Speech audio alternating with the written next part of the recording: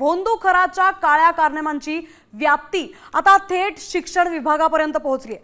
खरातनं आपलं राजकीय वजन वापरून आपल्या भावाला नियमबाह्य पद्धतीने शालार्थ आयडी मिळवून दिल्याची माहिती आता विश्वसनीय सूत्रांनी दिली आहे। 2022 मध्ये दीपक केसरकर हे शिक्षण मंत्री असताना खरातनं कोणत्याही मध्यस्थीशिवाय थेट मंत्रालयातून ही फाईल क्लिअर केली अशी माहिती आता समोर येते। खराच्या भावाचा हा आयडी खरा आहे की बोगस यावरून आता शिक्षण विभागात खळबळ उडाली आहे।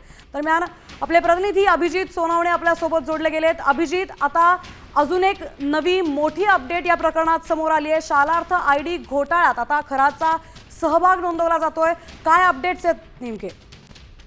अगदी बरोबर आहे। अशोक खरात याने आपल्या भावाला 2022 मध्ये दीपक केसरकर शिक्षण मंत्री असताना शालार्थ आयडी मिळवून दिल्याची माहिती सूत्रांनी दिलेली आहे आणि आता या सगळ्या संदर्भामध्ये देखील तपासाला सुरुवात करण्यात आलेली आहे। केसरकरांना मध्यस्थी टाकून हे आयडी मिळवून दिल्याची शिक्षण विभागामध्ये जोरदार चर्चा आहे। त्यामुळे आता अशोक खरात याच्या भावाचा शालार्थ आयडी खरा आहे की खोटा हा देखील प्रश्न उपस्थित होतोय। अशोक खरातनं आपलं राजकीय वजन वापरून शिक्षण विभागातल्या अनेक फाईल पास केल्याची देखील चर्चा आता सुरू झालेली आहे। त्यामुळे आता या दिशेने देखील तपास जो आहे तो SIT कडून केला जाणार असल्याची माहिती मिळते आहे। नक्कीच धन्यवाद अभिजित आपण दिलेल्या सविस्तर माहितीबद्दल।